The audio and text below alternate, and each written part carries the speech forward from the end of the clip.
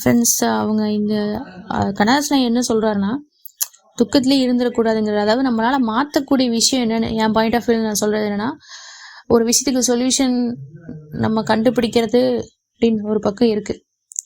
நம்ம போராடி ஒரு விஷயத்தை கேட்கும்போது அது கிடைக்காம இருக்கும்போது நம்ம ஒரு நிமிஷத்தில் இறைவன்ட்டே போட்டுருவோம். இது நமக்கு வேணான்னு ஒன்று நம்மளே ஒதுங்குவோம், இல்லையா நம்ம போய் அவர்கிட்ட விட்டுருவோம். இந்த ரெண்டு தான் நடக்கும்.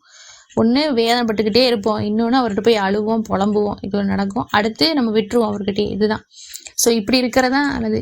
அதாவது மரணத்தை தவிர மித்த எந்த விஷயத்தையும் நம்ம ஃபேஸ் பண்ணி வர்றதுக்கான மனப்பக்குவத்தை வளர்த்துக்கணும். மரணம் ஒரு விஷயம் மட்டும்தான் நம்மளுடைய விரும்பவங்க யாரோ என்ன சொல்லி நமக்கு விருப்பமானவங்க யாராவது இறந்தாங்கன்னா நமக்கு கஷ்டமாக இருக்கும். அப்படி நமக்கு பிரியமானவங்க யாராவது இறந்துட்டாங்கனாலும் வேதனையாக இருக்கும். அதையும் இறைவன்ட்ட தான் நம்ம போய் முறையிட முடியுமே தவிர வேறு யார்கிட்டையும் போய் முறையிட முடியும். அதுக்கான ஆல்டர்னேட்டிவ் சொல்யூஷனும் எதுவுமே கிடைக்காது. நம்ம விரும்பினவங்கன்னா நம்ம ஃப்ரெண்ட்ஸாக இருக்கலாம், பேரண்ட்ஸாக இருக்கலாம், இல்லை நம்ம கூட பழகினவங்களாக இருக்கலாம்.